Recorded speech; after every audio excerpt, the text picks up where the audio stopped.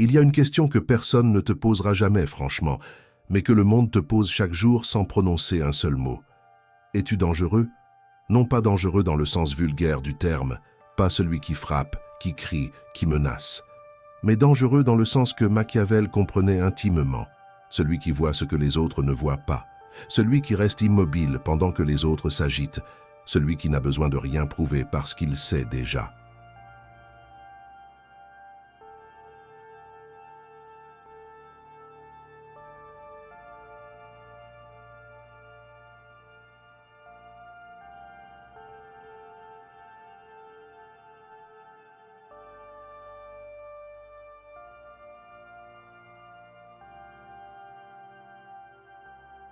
Ce type d'homme ne se présente pas, il se révèle. Et quand les autres comprennent ce à quoi ils ont affaire, il est déjà trop tard. Tu as grandi en croyant que le pouvoir, c'était le volume, celui qui parle fort, celui qui impose sa présence par les mots, celui qui domine la conversation. On t'a appris que le leader est celui qu'on entend, mais regarde autour de toi. Les hommes qui parlent le plus sont souvent les plus fragiles. Leur voix et leur armure, leur bruit et leur peur.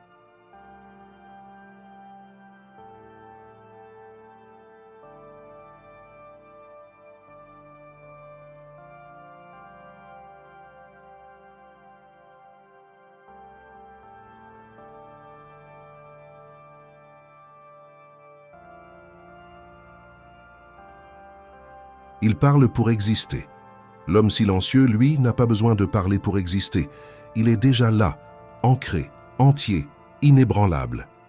Et cette différence, aussi subtile soit-elle en apparence, change tout dans le jeu du pouvoir. Dans cette vidéo, nous allons explorer quelque chose que personne ne t'enseignera ni à l'école, ni dans les livres de développement personnel, ni dans les formations sur le leadership. Nous allons explorer l'anatomie du silence stratégique.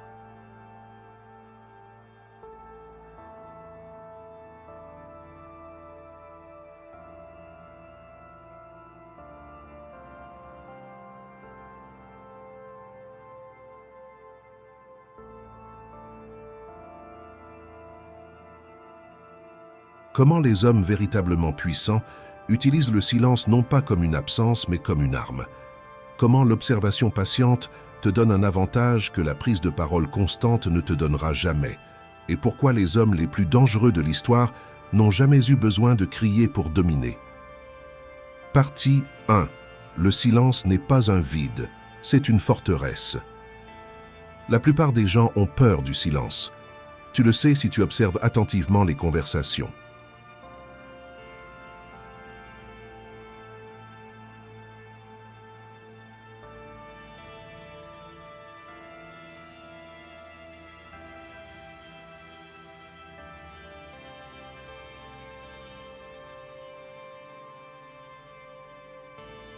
Dès qu'un moment de vide apparaît, quelqu'un se précipite pour le remplir. Les gens parlent sans avoir quelque chose à dire, juste pour éviter le malaise du silence. Ils rient trop fort. Ils surexpliquent. Ils justifient des décisions que personne ne leur a demandé de justifier. Pourquoi? Parce que le silence les terrifie. Et ce que tu dois comprendre aujourd'hui, c'est que cette peur est une faille. Une faille que tu peux utiliser. L'homme silencieux ne remplit pas les vides.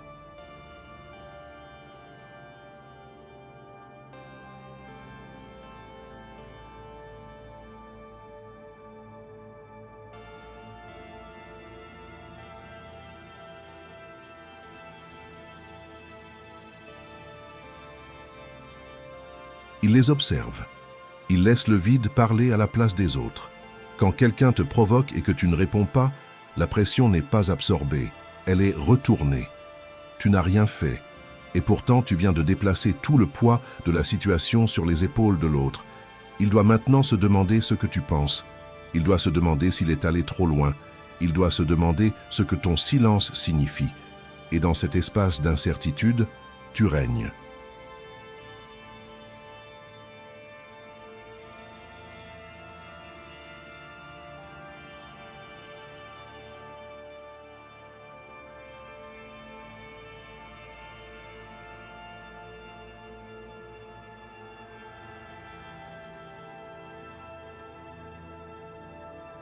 Machiavel avait compris une vérité fondamentale que les gens modernes refusent d'accepter.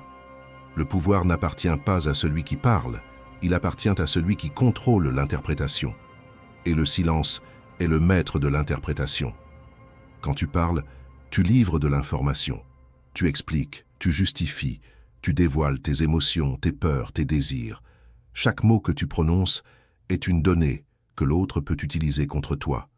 Mais quand tu gardes le silence, tu ne donnes rien.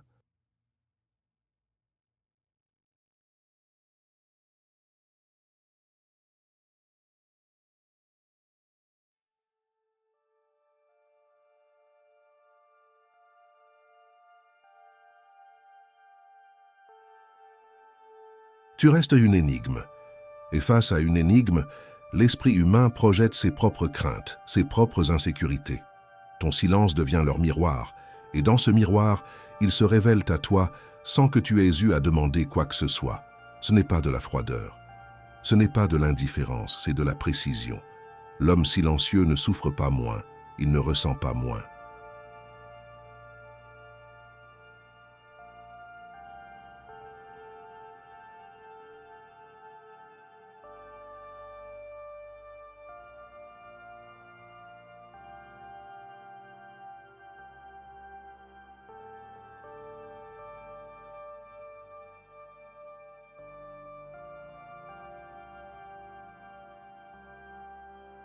Mais il a appris quelque chose que la majorité n'apprendra jamais. Ces émotions sont des informations privées, pas des spectacles publics. Et cette distinction entre celui qui exhibe ses émotions et celui qui les conserve comme des ressources stratégiques, c'est la ligne qui sépare le puissant du vulnérable. Partie 2. L'art de l'observation, voir ce que les autres ne voient même pas. Il y a une discipline que les hommes vraiment dangereux pratiquent sans jamais la nommer.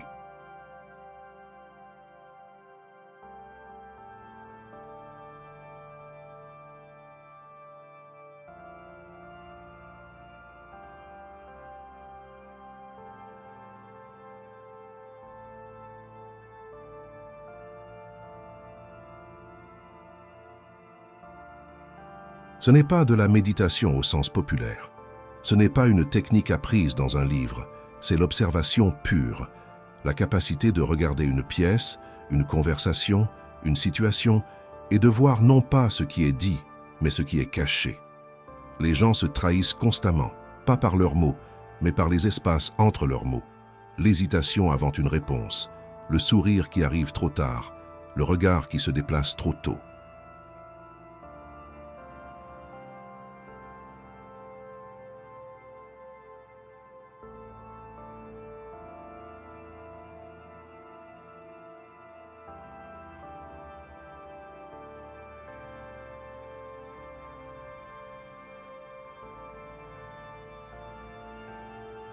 L'enthousiasme exagéré qui cache une anxiété profonde.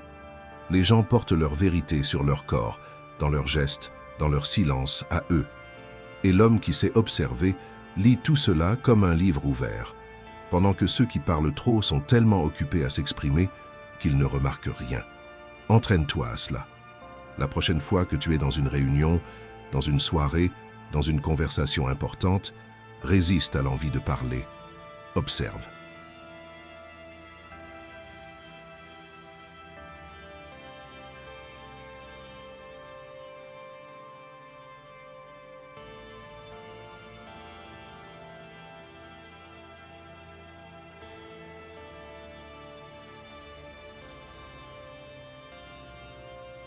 Qui cherche désespérément à être approuvé?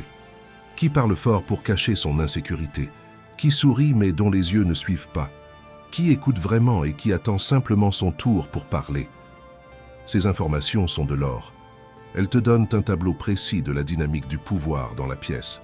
Et une fois que tu vois ce tableau, tu peux agir avec une précision chirurgicale que ceux qui n'observent pas n'atteindront jamais.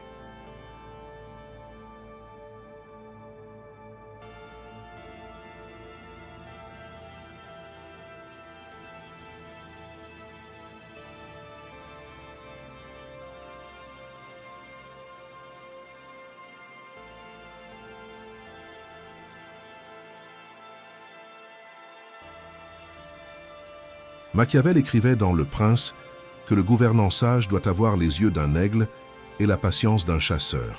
Il ne se précipite pas. Il ne réagit pas à chaque mouvement.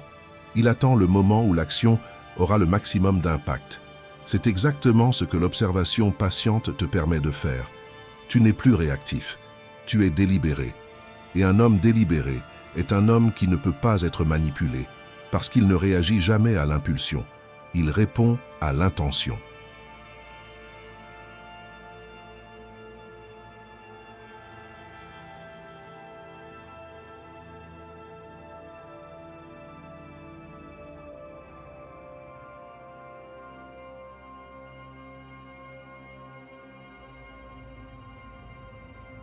Partie 3. Pourquoi réagir, c'est perdre. Il y a un piège dans lequel presque tout le monde tombe, et c'est le piège de la réaction. Quelqu'un dit quelque chose qui te touche, et tu réponds immédiatement, émotionnellement, sans filtrer. Quelqu'un te provoque, et tu te défends avec ardeur. Quelqu'un t'ignore, et tu fais plus d'efforts pour être vu. Ces réactions semblent naturelles, humaines, même justifiées, mais chacune d'elles te coûte quelque chose d'irremplaçable. Ton contrôle.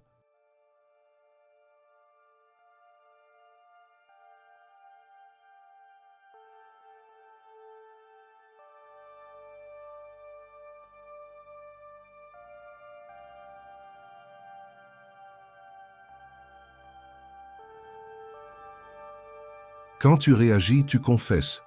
Tu confesses que l'autre t'a atteint. Tu confesses que ces mots ont trouvé une cible en toi. Tu confesses que tu n'étais pas préparé, pas blindé, pas au-dessus.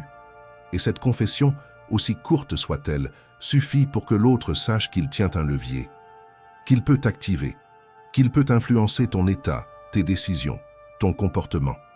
Et une fois qu'on sait qu'on peut t'activer, le pouvoir n'est plus entre tes mains.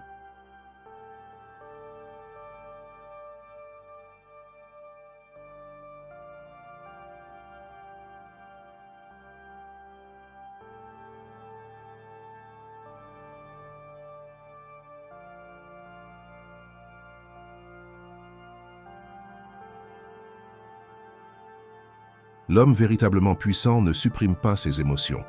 Il les retarde, il les filtre. Il choisit ce qui mérite sa réaction et ce qui mérite son silence. Cette sélectivité émotionnelle est l'une des formes les plus rares d'intelligence.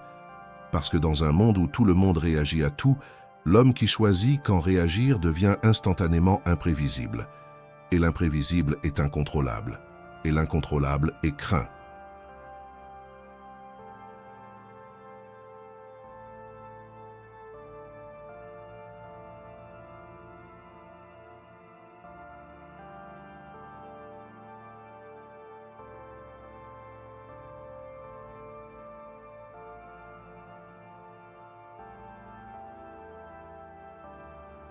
Pense aux hommes de l'histoire qui ont exercé le plus de pouvoir silencieux.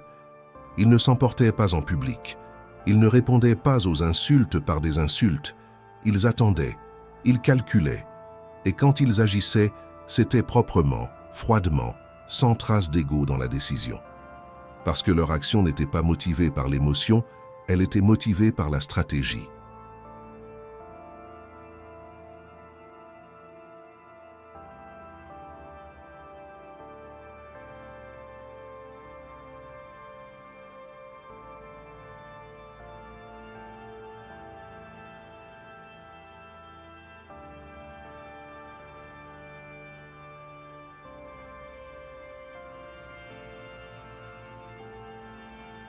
Et c'est cette différence qui rend leur pouvoir durable, là où la colère explosive ne produit que du chaos temporaire. Partie 4. Le pouvoir du mystère. Rendre ton silence magnétique.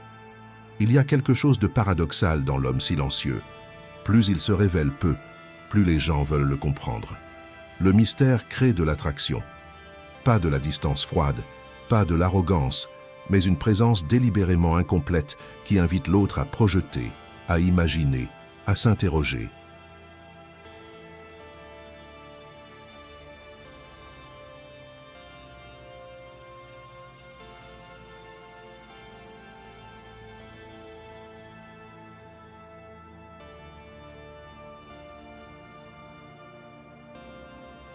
Et dans cet espace d'interrogation, tu exerces une influence sans avoir dit un seul mot. Les gens qui parlent trop pensent qu'ils créent de la connexion, mais en réalité, ils éliminent le mystère. Quand tu sais tout de quelqu'un, quand ses opinions, ses peurs, ses ambitions sont transparentes, cette personne n'a plus de pouvoir sur toi. Tu peux la prévoir, tu peux l'anticiper, tu peux la gérer.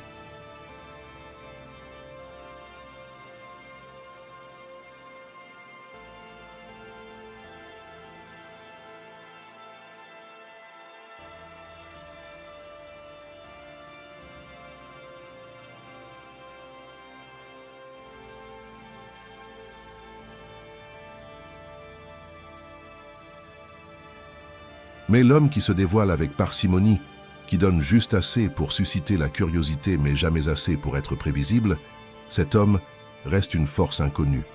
Et face à l'inconnu, les gens restent sur leur garde, respectueux, attentifs. Utilise cela consciemment. Dans tes conversations importantes, ne donne pas tout. Réponds clairement, mais incomplètement. Laisse des silences après tes phrases. Observe comment l'autre tente de remplir ces silences.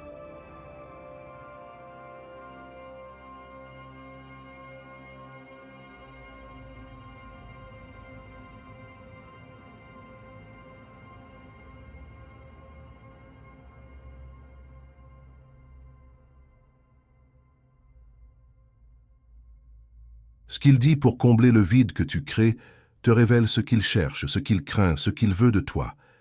Et avec cette information, tu reprends le contrôle de l'échange sans jamais avoir eu l'air de chercher ce contrôle.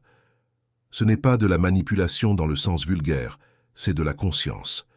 C'est la compréhension que chaque interaction est un échange d'énergie et d'informations, et que celui qui contrôle ce flux contrôle l'interaction.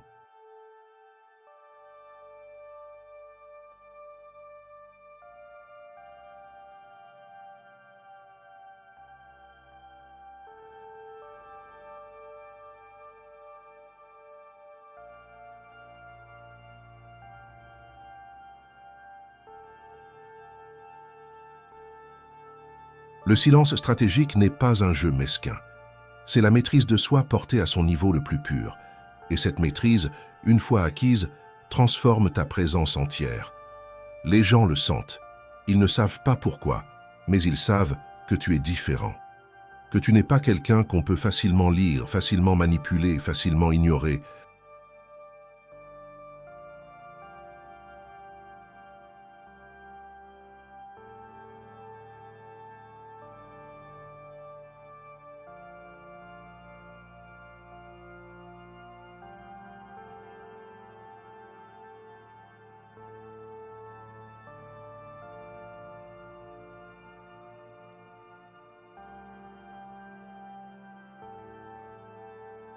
Partie 5. Construire une présence qui précède tes mots. Il y a des hommes qui entrent dans une pièce et changent l'atmosphère sans dire un mot, pas parce qu'ils sont grands ou beaux ou riches, mais parce qu'ils portent quelque chose d'invisible et d'inébranlable. Une certitude tranquille, une assurance qui n'a pas besoin d'être annoncée parce qu'elle se sent dans chaque geste, dans chaque regard, dans chaque milliseconde de présence. Cette qualité ne s'improvise pas, elle se construit.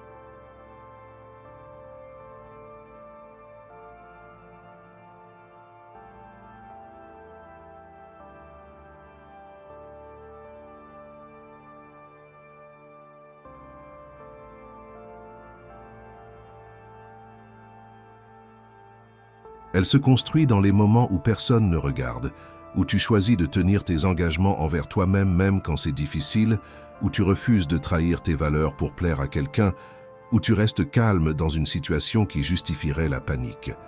Chaque fois que tu te comportes comme l'homme que tu veux être, en privé, dans l'obscurité, tu déposes une couche de plus sur ta présence, et ces couches s'accumulent jusqu'à devenir palpables.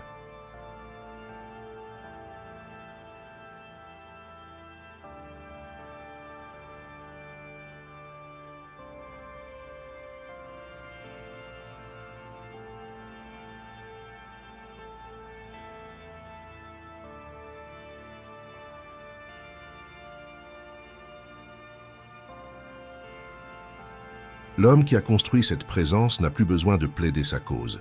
Les gens sentent qu'il ne peut pas être bousculé, qu'il ne cherche pas leur approbation, qu'il n'a pas peur de leur jugement. Et face à cette solidité silencieuse, la majorité s'ajuste. Pas parce qu'il l'a demandé, mais parce que quelque chose d'instinctif en eux reconnaît une force qu'ils ne peuvent pas démanteler. C'est ça, le vrai pouvoir.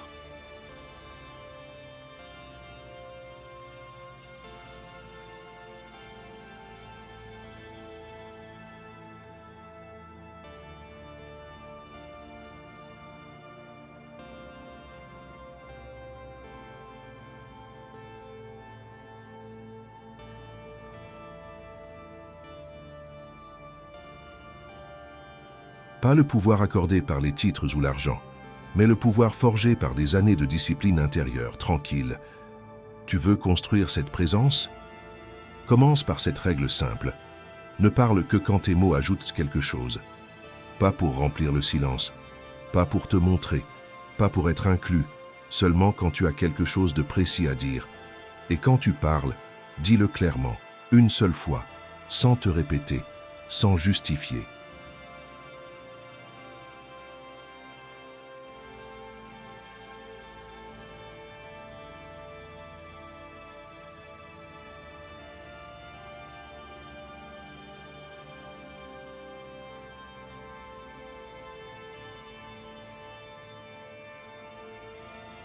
Laisse tes mots tenir debout par eux-mêmes. Et si on ne les entend pas, c'est leur problème, pas le tien. Tu ne répètes pas, tu n'implores pas d'être entendu. Parce que l'homme qui s'estime n'a pas besoin que les autres lui confirment qu'il vaut la peine d'être écouté. Conclusion. Le danger que tu deviens. Nous avons parcouru une vérité que peu acceptent vraiment. Le silence n'est pas une faiblesse. L'observation n'est pas de la passivité. La non-réaction n'est pas de la peur.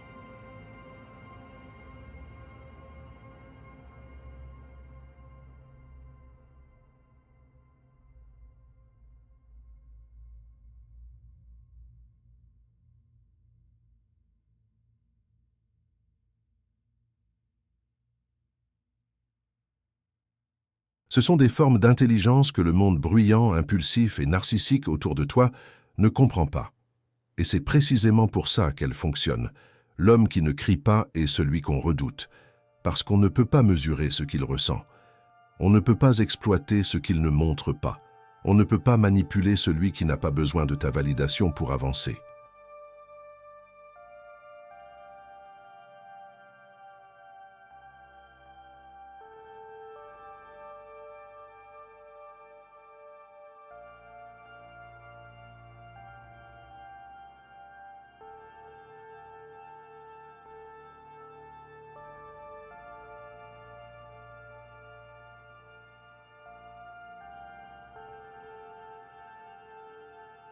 Et quand tu commences à incarner ces qualités, pas en surface mais dans tes os, dans ta façon d'exister au quotidien, tu ne te contenteras plus de survivre dans le jeu. Tu le redéfiniras. Machiavel ne t'a pas conseillé d'être cruel, il t'a conseillé d'être lucide. Et la lucidité la plus haute, c'est de comprendre que le monde n'est pas ce qu'on te dit qu'il est, que le pouvoir ne s'obtient pas en criant plus fort.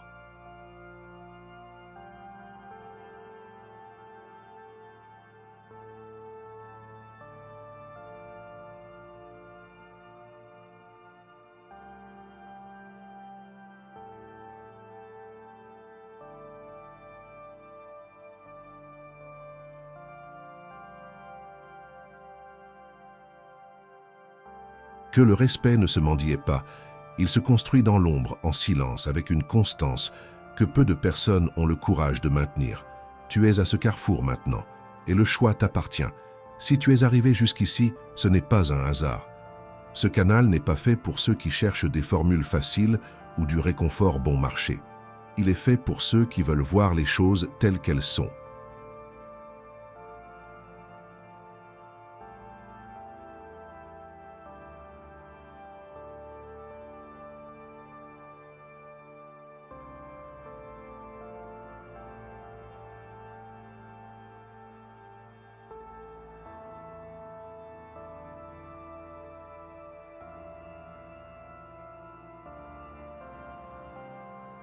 Pour ceux qui choisissent la clarté froide plutôt que l'illusion confortable, laisse dans les commentaires la phrase « Je parle moins, j'observe plus ». Pas pour l'algorithme, mais comme un pacte silencieux avec toi-même. La transformation commence maintenant, dans le silence de ta propre décision.